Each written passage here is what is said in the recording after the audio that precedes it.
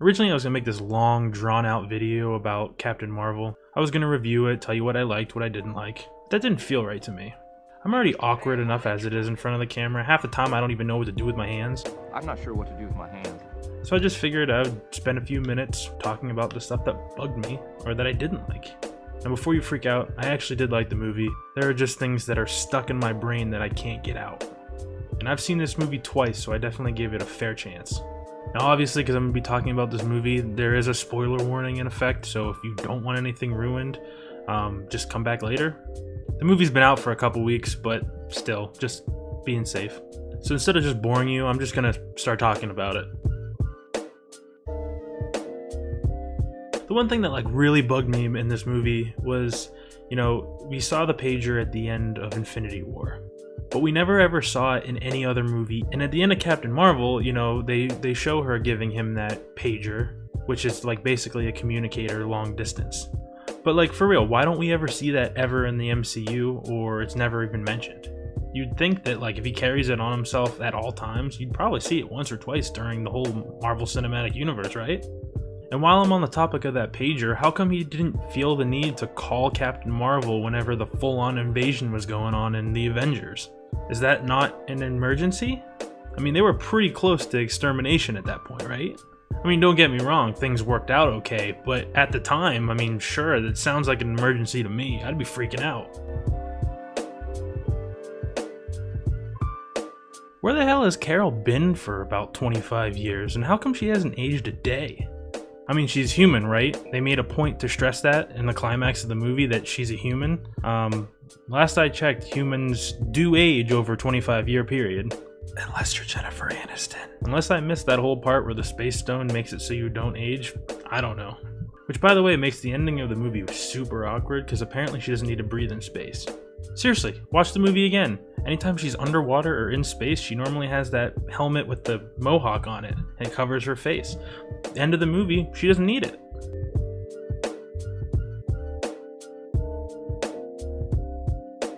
I get it. Marvel Cinematic Universe is huge, and they're sitting on 21 movies now, something like that.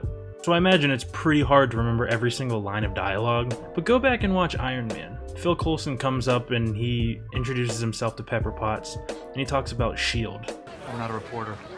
I'm Agent Phil Coulson with the Strategic Homeland Intervention Enforcement and Logistics Division. That's quite a mouthful. I know. We're working on it. Well, that took place in 2010. But in Captain Marvel, which took place in 1995, there's that whole car chase scene. And at the end of it, Nick Fury's completely content with saying official S.H.I.E.L.D. business. So let me get this straight. From 1995, you were calling it S.H.I.E.L.D. But by 2010, you were still working on it. I'm sure somebody's come up with some kind of a reason for it, but it was probably just an oversight on the writing department. Let's just be honest here. And I'm not that mad about it. Like I said, there's 21 movies in the MCU, tons of dialogue to remember. It's just something that popped into my head when I saw it. Seriously though, Nick Fury is at the forefront of so many inconsistencies in the MCU. There's a scene in The Winter Soldier where there's a picture being shown on screen where he's being sworn in as the S.H.I.E.L.D. director, but he has both eyes. And in Captain Marvel, we learn that he loses his left eye because he's attacked by Goose. Again, I'm probably nitpicking. I get it. I understand.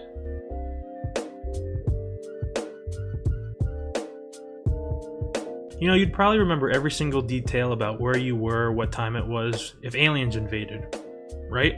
Well, it's strongly implied in the Avengers that the Chitauri invasion was the first time they've ever seen anything of that scale before. But Captain Marvel illustrates that they showed up in the mid-90s. The Kree tried to bomb Earth. Seriously, the entire planet. There's that whole scene where Captain Marvel has to stop the Kree bombs that Ronan shoots out. It's like a big thing. I'm pretty sure people would remember that. Unless they got some sort of Men in Black deneuralizer that can just wipe the memories of everybody. Ladies and gentlemen, if you will, look right here. I don't remember exactly which movie it was, but Nick Fury explicitly states that he moved to Phase 2 of the Avengers Initiative because when Thor came to Earth, it signified to S.H.I.E.L.D. that there's a possibility of hostile alien life. I'd like to know why S.H.I.E.L.D. is using the Tesseract to build weapons of mass destruction. Because of him. Me. Last year, Earth had a visitor from another planet who had a grudge match that leveled a small town. we learn that not only are we not alone, but we are hopelessly, hilariously outgunned. Thor happened after Captain Marvel. He already knew about hostile alien life. That's not something you just forget, Nick. You can't make this stuff up, folks.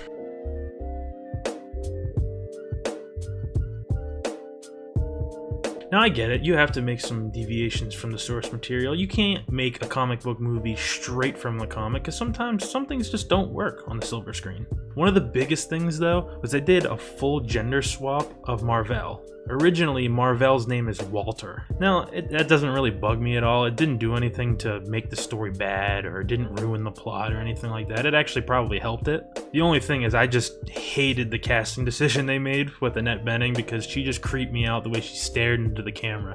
It was just, freaked me out. One thing that made me laugh, but I understand why they changed it, is they did that whole thing to make the Avengers named after Carol Danvers.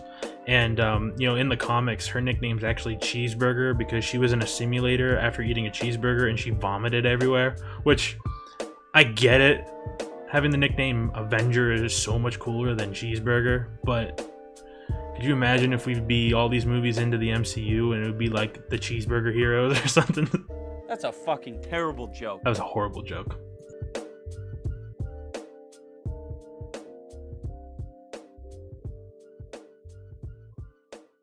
I mean, overall, I liked Captain Marvel. It wasn't the best movie, it wasn't the worst movie. I mean, the worst movie was hands down The Incredible Hulk, because that movie was hot garbage. If you liked that movie, you're wrong, you didn't. Nobody liked it. Edward Norton didn't even like it, and he starred in the thing. I mean, honestly, I think the timing of the movie probably set itself up for failure, because, I mean, you know, this movie came out early March, and then Avengers is coming out late April, so you don't even have 2 months to wonder where Carol is.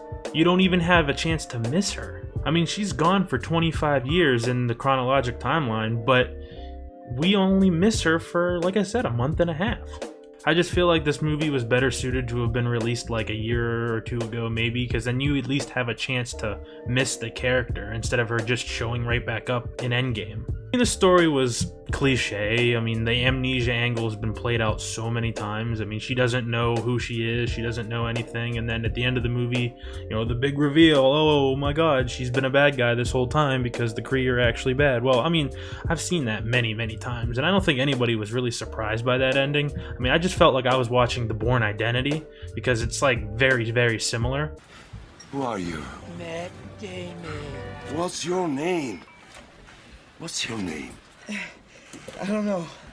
But like I said, it wasn't that bad. It was enough that I was still engaged and interested in the movie. I don't know, the other thing that bugged me is that she was just like so powerful all the time.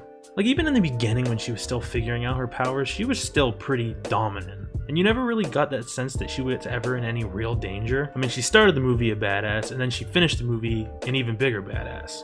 And yeah, there was that scene where they captured her and they made her talk to the Supreme Intelligence and all that, but you knew she was getting out. I mean, it's not like you thought that that movie was going to end there. And she unlocked her true strength, yada, but she never really had that whole transformation that Captain America and Iron Man had. You know what I mean? I'm not going to say Mary Sue, I'm not going to say Mary Sue, I'm not going to say Mary Sue.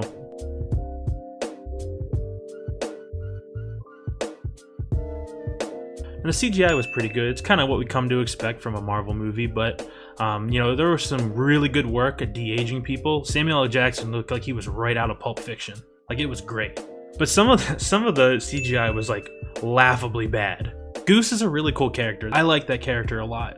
But did they really have to have a CGI cat when they could have just had a real cat like walk across the screen? Like, some scenes I get you need CGI. I'm not complaining when they had the tentacles come out of his mouth, because obviously there's no way you can do that in real life without CGI. But there were scenes where the cat was literally just sitting there and it maybe meowed, and they used CGI for that instead of a real cat. You don't need to use CGI for everything. It's like they had CGI in the budget already and they were just like, oh, well, we already got it approved, might as well use it. I mean, the CGI doesn't have to be amazing in every single scene. I mean, we're approaching levels of American Sniper, fake baby in the scene bad.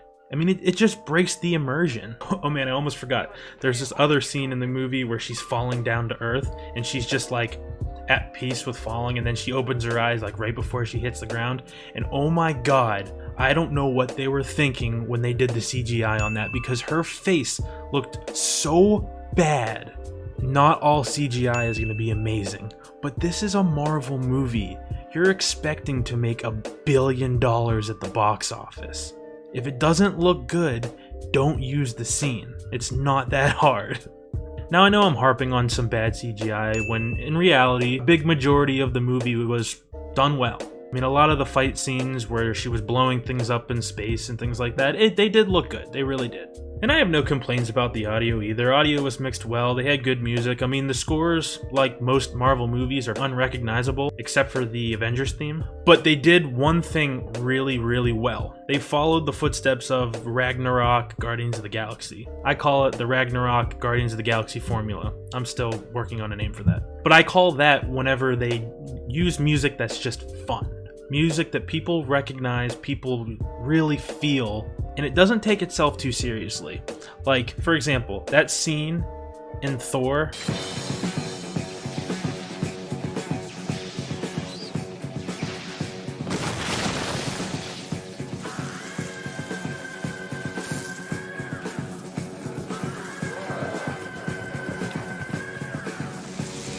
Oh my god, perfection. And that's how I felt about this movie. Before I saw this movie, I had no idea that I needed to see Captain Marvel kick ass to I'm Just a Girl by No Doubt. Perfection. Man, I guess I really diverted off topic there. Anyway, it was a pretty good movie. It wasn't the best, wasn't the worst, but go see it, I don't know. I mean, don't let my ranting sway you in any way. If you liked the movie, you liked it. If you didn't, you didn't. But, you know, I just figured I'd come on here and rant a little bit about it just because there were some things that bugged me and some things that I really liked. So that's pretty much all I got. If you liked the video or you want to tell me I'm stupid, just, you know, leave me a comment below. Give me a like, subscribe to me, I don't know, all that other YouTube stuff. I'm kind of branching out of my comfort zone here. I really hate being in front of the camera like this, and I'm not very good at it. So, you know, I'm trying something completely new here, but I kind of like it. So if you like it, let me know. Maybe I'll continue doing some stuff like this. Maybe I'll make another one of these old guy yells at cloud videos when the Endgame comes out.